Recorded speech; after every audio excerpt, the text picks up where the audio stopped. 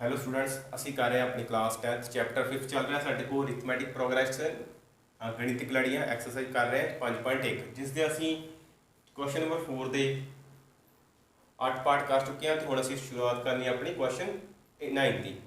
ਸੋ ਸਾਡੇ ਕੋਲ 1397 ਇੱਕ ਏਪੀ ਸੀਰੀਜ਼ ਦਿੱਤੀ ਹੋਈ ਹੈ। ਸੋ ਇਸ ਏਪੀ ਸੀਰੀਜ਼ ਦੇ ਵਿੱਚ ਸਾਡੇ ਕੋਲ ਦੇਖੋ ਕਿੰਨੀਆਂ ਟਰਮਸ ਹਨ, ਸਾਡੇ ਕੋਲ 4 ਟਰਮਸ ਹਨ ਜਿਸ ਨੂੰ ਅਸੀਂ n ਲਿਖਦੇ ਹਾਂ। n ਕਿੰਨੀਆਂ ਹਨ ਸਾਡੇ ਕੋਲ 4, ਜਿਸ ਵਿੱਚ ਸਾਡੇ ਕੋਲ a1 ਜਿਹੜਾ ਹੈ ਕਿੰਨਾ ਹੈ 3, a2 ਕਿੰਨਾ ਹੈ ਸਾਡੇ ਕੋਲ 9, a3 है ਸਾਡੇ ਕੋਲ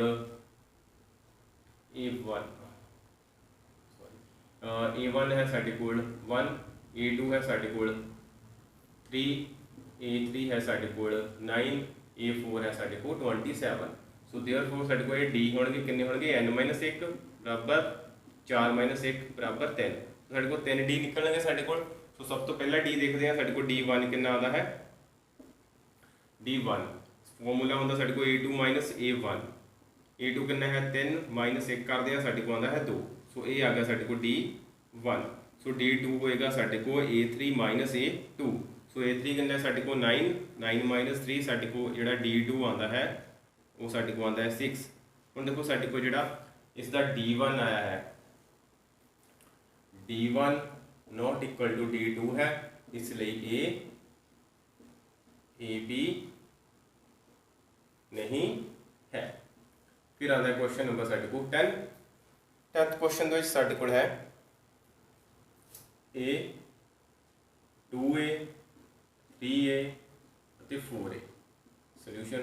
ਇਸ ਵਿੱਚ ਸਾਡੇ ਕੋਲ a1 ਦਿੱਤਾ ਹੋਇਆ ਹੈ, a2 ਦਿੱਤਾ ਹੋਇਆ ਹੈ 2a, a3 ਦਿੱਤਾ ਹੋਇਆ ਸਾਡੇ ਕੋਲ 3a ਤੇ a4 ਦਿੱਤਾ ਹੋਇਆ ਸਾਡੇ ਕੋਲ 4a। ਸੋ n ਸਾਡੇ ਕੋਲ 4, ਸਿਮਿਲਰਲੀ ਸਾਡੇ ਕੋਲ d ਕਿੰਨੇ ਪ੍ਰਾਪਤ ਹੋਣਗੇ 3d ਪ੍ਰਾਪਤ ਹੋਣਗੇ। ਸੋ d1 ਚੈੱਕ ਕਰਦੇ ਹਾਂ। ਸੋ d1 ਦਾ ਫਾਰਮੂਲਾ ਸਾਡੇ ਕੋਲ ਲੱਗੇਗਾ a2 a1, a1 ਕਿੰਨਾ ਹੈ ਸਾਡੇ ਕੋਲ 2a, a2 ਕਿੰਨਾ ਹੈ 2a a1 ਕਿੰਨਾ ਹੈ a। ਸੋ 2a ਦੇ ਵਿੱਚੋਂ ਅਸੀਂ 1a ਨੂੰ ਮਾਈਨਸ ਕਰੀਏ ਤਾਂ ਸਾਡੇ ਕੋਲ ਕਿੰਨਾ ਆ ਜਾਂਦਾ ਹੈ 1a ਬਚੇਗਾ ਸਾਡੇ ਕੋਲ, ਜਿਸ ਨੂੰ ਅਸੀਂ ਲਿਖਦੇ ਹਾਂ a। ਸੋ देयरफॉर d1 ਸਾਡੇ ਕੋਲ ਆ ਗਿਆ a। ਸੋ d2 ਚੈੱਕ ਕਰਦੇ ਹਾਂ। Formula a3 a2। ਸੋ a3 ਕਿੰਨਾ ਹੈ ਸਾਡੇ ਕੋਲ 3a 2a ਕਰਦੇ ਹਾਂ ਸਾਡੇ ਕੋਲ ਆਉਂਦਾ ਹੈ a। ਸੋ ਇਸ ਤਰ੍ਹਾਂ d2 ਵੀ ਜਿਹੜਾ ਸਾਡੇ ਕੋਲ ਕਿੰਨਾ ਆ ਜਾਂਦਾ ਹੈ a ਆ ਜਾਂਦਾ ਹੈ। ਸੋ ਹੁਣ ਅਸੀਂ ਆਪਣਾ ਜਿਹੜਾ d3 ਵੀ ਚੈੱਕ ਕਰਾਂਗੇ ਕਿ ਉਹ ਕਿੰਨਾ ਆਉਂਦਾ ਹੈ d3 a4 a3। ਸੋ a4 ਕਿੰਨਾ ਹੈ 4a 3a ਸਾਡੇ ਕੋਲ ਆਉਂਦਾ ਹੈ a, ਇਸ ਲਈ ਸਾਡੇ ਕੋਲ d3 ਆਉਂਦਾ ਹੈ ਉਹ ਵੀ a ਆ ਜਾਂਦਾ ਹੈ। ਸੋ ਇਸ ਤਰ੍ਹਾਂ ਸਾਡੇ ਕੋਲ d1 is equal to d2 is equal to d3। so therefore AP है। सो इसलिए ਅਸੀਂ ਇਸ ਨੂੰ ਕੀ ਲਿਖਾਂਗੇ ਕਿ ਇਹ ਇੱਕ AP ਸੀਰੀਜ਼ ਹੈ। ਫਿਰ ਸਾਡੇ ਕੋਲ ਕੁਐਸਚਨ ਨੰਬਰ ਆਉਂਦਾ ਹੈ 11th, ਕੁਐਸਚਨ ਨੰਬਰ 11 ਜਿਸ ਵਿੱਚ ਸਾਡੇ ਕੋਲ ਦਿੱਤਾ ਹੋਇਆ ਹੈ a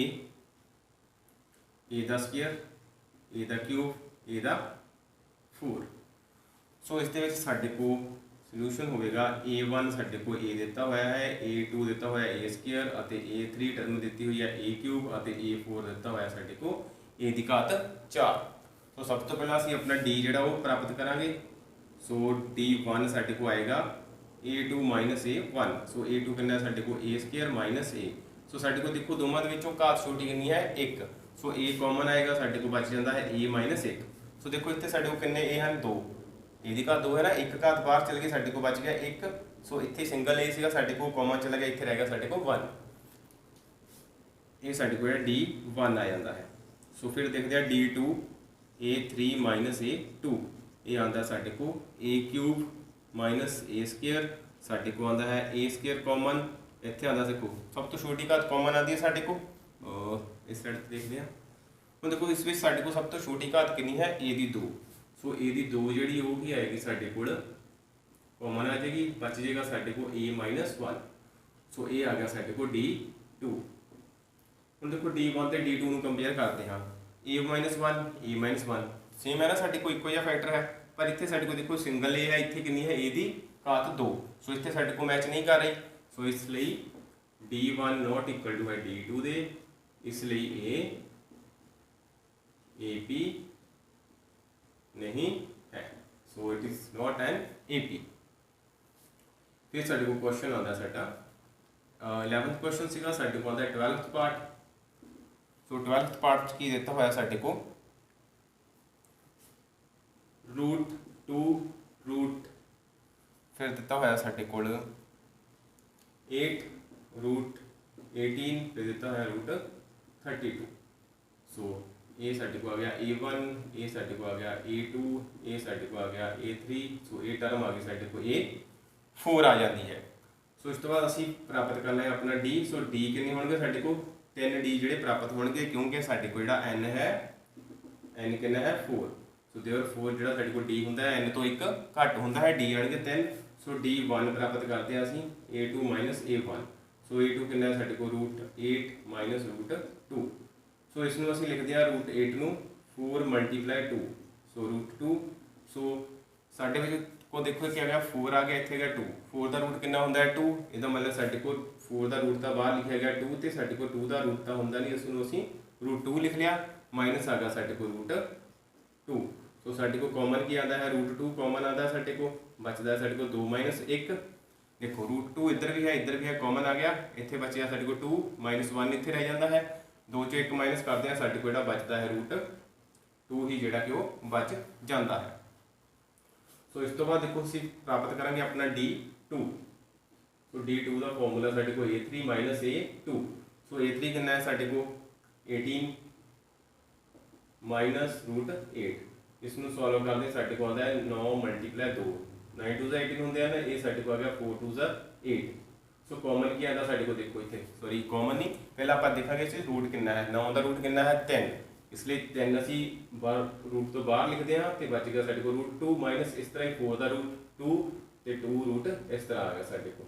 ਹੁਣ ਦੇਖੋ ਕਾਮਨ ਆਉਂਦਾ ਹੈ ਸਾਡੇ ਕੋਲ √2। √2 ਦੋਵਾਂ 'ਚ ਹੈ ਕਾਮਨ, ਸਾਡੇ ਕੋਲ ਬਚ ਗਿਆ 3 - 2 ਬਰਾਬਰ ਆਉਂਦਾ ਹੈ √2। ਇੱਥੇ ਆਉਂਦਾ ਹੈ 1, ਸਾਡੇ ਕੋਲ ਆ ਗਿਆ √2। ਸੋ ਇਹ ਸੀ ਸਾਡਾ D2। ਸੋ ਹੁਣ ਚੈੱਕ ਕਰਦੇ ਅਸੀਂ ਆਪਣਾ D3। ਸੋ D3 ਦੇਖਦੇ ਕਿੰਨਾ ਆਉਂਦਾ ਸਾਡੇ ਕੋਲ A4 - A3। A4 ਕਿੰਨਾ ਹੈ ਸਾਡੇ ਕੋਲ √32। 32 ਮਾਈਨਸ √18। ਸੋ 32 ਨੂੰ ਅਸੀਂ ਲਿਖਦੇ ਹਾਂ ਆਪਣਾ 16 × 2। 18 ਨੂੰ ਅਸੀਂ ਲਿਖਣਾ ਹੈ 9 × 2। ਸੋ 16 × 32 9 × 18। 16 ਦਾ ਰੂਟ ਕਿੰਨਾ ਹੁੰਦਾ ਸਾਨੂੰ ਪਤਾ 4, ਅਤੇ ਸਾਡੇ ਕੋਲ ਇੱਥੇ ਬਚੇਗਾ √2। 9 ਦਾ ਰੂਟ 3 ਬਚੇਗਾ √2। ਸੋ ਕਾਮਨ ਆਉਂਦਾ ਸਾਡੇ ਕੋਲ √2। 4 - 3। ਸੋ ਸਾਡੇ ਕੋਲ ਆ ਗਿਆ √2। ਇੱਧਰ 1 ਬਚਿਆ, ਸਾਡੇ ਕੋਲ ਸਾਰਾ ਹੀ ਆਨਸਰ ਆਏਗਾ √2। ਸੋ ਇਹ ਸਾਡੇ ਕੋਲ ਆ ਗਿਆ D3। ਹੁਣ ਦੇਖੋ ਸਾਡੇ ਕੋਲ ਸਾਰੀ D1 ਕਿੰਨਾ ਸੀਗਾ D1 √2, D2 ਕਿੰਨਾ ਆਇਆ ਸਾਡੇ ਕੋਲ √2, D3 ਕਿੰਨਾ ਹੈ √2। ਸਾਡੇ ਕੋਲ D1 = D2 = D3 ਆਉਂਦਾ ਹੈ, ਇਸ ਲਈ ਇਹ ਕੀ ਹੋ ਗਿਆ ਸਾਡੇ ਕੋਲ AB ਹੈ। ਸੋ ਇਹ ਸੀ ਸਾਡੇ ਕੋਲ ਐਕਸਰਸਾਈਜ਼ 5.1 ਦੇ ਕੁਐਸਚਨ 4th ਦਾ ਪਾਰਟ ਨੰਬਰ 9 ਕੀਤਾ ਅਸੀਂ, 10th ਕੀਤਾ, 11th ਕੀਤਾ, 12th ਕੀਤਾ, ਜਿਸ ਵਿੱਚ ਅਸੀਂ ਆਪਣੇ D ਪ੍ਰਾਪਤ ਕਰਕੇ ਇਹ ਦੱਸਿਆ ਕਿ ਜਦੋਂ ਸਾਡੇ D ਸਾਰੇ ਬਰਾਬਰ ਹੁੰਦੇ ਹਨ ਤਾਂ ਸਾਡੇ ਕੋਲ ਜਿਹੜੀ ਦਿੱਤੀ ਹੋਈ AP ਸੀਰੀਜ਼ ਹੁੰਦੀ ਹੈ ਉਹ ਸਾਡੇ ਕੋਲ ਇੱਕ AP ਦੀ ਫਾਰਮ ਬਣਾਉਂਦੀ ਹੈ। ਸੋ ਮਿਲਦੇ ਹਾਂ ਅਗਲੀ ਕਲਾਸ ਵਿੱਚ ਅਗਲੇ ਕੁਐਸਚਨ ਦੇ ਨਾਲ। Thank you.